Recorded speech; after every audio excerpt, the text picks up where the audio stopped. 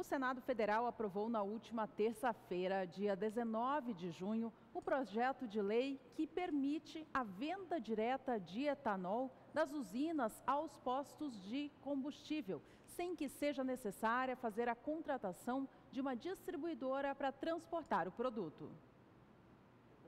Acaba com a norma instituída em 2009 pela Agência Nacional do Petróleo, a ANP. Esse projeto que traz uma situação que foi proposta pelo representante público Otto Alencar, do PSD do estado da Bahia, tem como objetivo facilitar essa comercialização e também, de acordo com o projeto, baixar o preço para o consumidor final. O projeto de lei, no entanto, não tem sido bem visto por vários elos dessa cadeia produtiva. Postos de combustível, distribuidoras e também usinas espalhadas pelo país se manifestam contrária a esta medida. A única, por exemplo, União da Indústria da Cana-de-Açúcar, fala que esta decisão do Senado é preocupante, uma vez que, por enquanto, não há nenhuma avaliação profunda sobre esta possibilidade. Nesta tarde da última quarta-feira, eu conversei com Roberto Holanda Filho, ele que é presidente da Biosul, que é a instituição que representa os usineiros do Mato Grosso do Sul, que é um dos 4 maiores estados produtores sucroenergéticos do país. Veja agora a posição dele a respeito do tema. E no último dia 19, o Senado Federal aprovou por 47 votos a 2 o projeto de decreto legislativo que autoriza as usinas de cana-de-açúcar a venderem etanol direto para o posto de gasolina. Na prática, ela corta as distribuidoras dos postos. E por isso a Agricultura BR quis saber qual o entendimento dos especialistas e quem atua na área a respeito dessa decisão, desse projeto que pode vir a virar lei, que pode vir a ser aplicado. Para falar sobre este assunto, eu vou conversar agora com Roberto Holanda Filho, ele é presidente da Biosul. Roberto, é um tema polêmico, não é simples, como muitas vezes se dá a entender a respeito dessa questão da venda. Eu quero perguntar logo de cara, qual que é o seu entendimento? Você, a Biosul, é a favor da maneira como esse projeto está sendo aplicado? Boa tarde. Boa tarde, Fabiano. Obrigado por estar aqui com a gente. E da maneira que está sendo feita, eu não acho que é positivo para o consumidor. Eu acho esse é um assunto importante. Eu acho que a cadeia de combustíveis, de produção e de venda de combustível no Brasil precisa ser discutida. Acho importante que seja discutida, mas é um processo que tem que ser discutido. Até porque está sendo vendido para o consumidor, que vai ter uma redução significativa no preço do etanol. Isso não deve acontecer. Amanhã o consumidor vai vir cobrar da gente, cadê a redução? É importante que se saiba que são 2 negócios diferentes. A produção é um negócio e a distribuição é outro negócio. Como exemplo, se uma usina quiser passar a atender postos de combustíveis, vamos lá, uma usina hoje entrega produto para 4, 5 distribuidoras em grandes caminhões que carregam o etanol em grande volume das usinas. Se você for passar a vender para posto, sua base de cliente passa de 4, 5 para 1.000. Você vai ter que construir um departamento comercial, você vai ter que construir um departamento de análise de crédito, você vai ter que ter uma frota de caminhão diferente, porque os caminhões que entregam o combustível nos postos são caminhões menores, são caminhões com tanques fracionados. Existe toda uma operação logística que a usina vai ter que montar, evidentemente com um custo muito grande, e esse custo vai ter que voltar ao produto. Então, essa ilusão que está sendo vendida de forma, ao meu ver, muito apressada, de que tem uma redução importante de preço para o consumidor, não é verdade. O elo da distribuição fica com pouca parte do valor do produto final. Então, essa expectativa é errada. Fala-se muito que o etanol, aqui no Mato Grosso do Sul, por exemplo, tem que ir para São Paulo para poder voltar para o posto. Não é verdade. Todos os estados têm base de distribuição. Existe um negócio muito bem estruturado no Brasil e que tem, na sua competitividade, logística é um fator muito importante. Então, o negócio de distribuição já é um negócio estruturado, com a logística acertada, bem azeitada, o fluxo de entrega de produto é uma coisa bem desenhada, e na hora que você mexe com isso, é muito complicado e você certamente agrega custo. Então, essa ilusão precisa ser mais bem discutida do que... E eu acho que está indo muito rápido demais.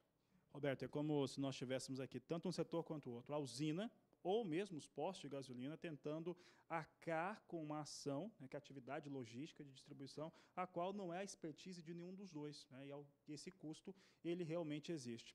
Roberto, e aí dentro desse cenário, nós temos ali, se ele se configurar dessa maneira, nós temos a anulação ou cortes de boa parte das distribuidoras de combustível do país.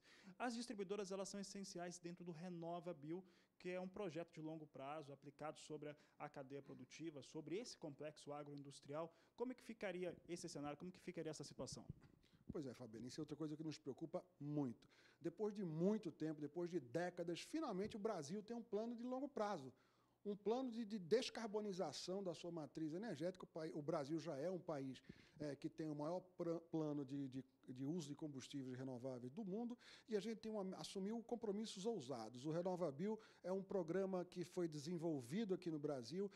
Vários outros países estão querendo saber como é que nós fizemos. É um programa moderno, eficiente, não é subsídio, não é imposto, e o pessoal do Ministério das Minas e Energia, que criou o programa, tem sido convidado a dar palestra e apresentar o RenovaBio em vários outros países do mundo que querem olhar o nosso bom exemplo. E olha aí, nós podemos colocar em risco esse programa que é tão bem desenhado e que dá um horizonte de investimento, dá um horizonte que o investidor pode planejar, que prevê e que possibilita uma expansão do nosso setor com previsibilidade, com papel definido na matriz energética, que é uma demanda que a gente tem há muito tempo. Roberto, para encerrar a nossa entrevista, quando o Senado, antes, para fazer essa apreciação, para analisar, apesar que teve votação assim, esmagadora, 47 votos a 2, chegaram a conversar com os representantes, falaram com o pessoal da área do setor sucroalcooleiro, também com as distribuidoras, com o pessoal de postos de gasolina. Você tem essa informação? Não, existe evidentemente uma atividade de todos nós.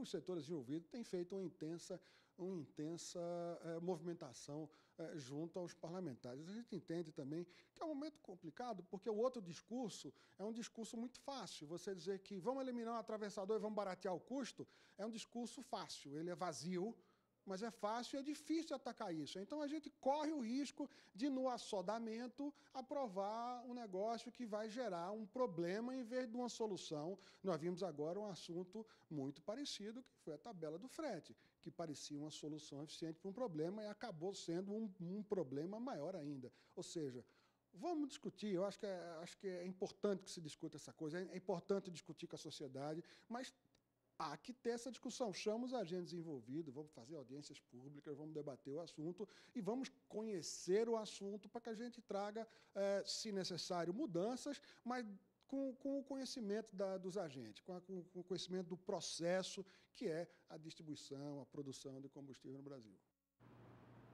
Nossa equipe de reportagem também conversou na manhã desta quinta-feira com Edson Lazarotto, ele que é diretor do Simpetro-MS, o Sindicato do Comércio Varejista de Derivados do Petróleo e também de Lubrificantes em Mato Grosso do Sul. Para os donos dos postos de combustíveis, o que muda? Mudaria se realmente acontecer essa venda direta e que realmente o preço venha a cair para repassar para o consumidor. Que de nada adianta você fazer uma mudança de logística, por exemplo, o caminhão ir direto buscar na usina, se isso não refletir em preço, de nada vai adiantar. E isso é meio complexo, até porque hoje os donos de postos ou as transportadoras, os caminhões já são adaptados para transportar gasolina, diesel e etanol. Se isso acontecer, o caminhão terá que ser propriamente para buscar o etanol. Isso formará longas filas nas usinas, vai demorar, quer dizer, o custo vai encarecer. Então, nesse momento, é muito temerário falar sobre essa mudança, né, da busca direta na usina. Se acontecer mesmo essa questão, o consumidor ele vai sentir de fato no bolso? Como que fica essa situação? Então, é isso que eu estou citando. A gente tem muita preocupação com isso, porque Todos esse encarecimento, do caso da logística pela usina, que não tem essa logística para fazer esse transporte hoje, será que realmente vai refletir para o consumidor? Será que não vai deixar novamente os postos como o vilão da história? Ou simplesmente dizer assim, ó, fizeram todo um trabalho e os postos não estão repassando? É que realmente sempre acontece isso, porque nós somos o último elo da cadeia e que vai refletir no consumidor. Então, nós queremos realmente discutir, a nossa federação está empenhada nisso. Nesse primeiro momento, ela está contrária a essa mudança, até porque a gente quer que seja feito, por exemplo, um plano piloto. Pega-se uma região que seja bastante produtora, faz um piloto de um ano e meio, vê se realmente vai refletir no preço final. Se isso acontecer, espalha para todo o país. A situação é bem complicada, você tem aquele momento na qual muita gente acredita que vai ter uma certa mudança, mas respostas complexas não tem como fazer isso de uma maneira rápida. Os senadores buscaram uma resposta rápida e isso pode trazer, inclusive, alguns respaldos negativos. O texto, que foi aprovado por 47 votos a 2 no Senado, segue agora para apreciação na Câmara dos Deputados.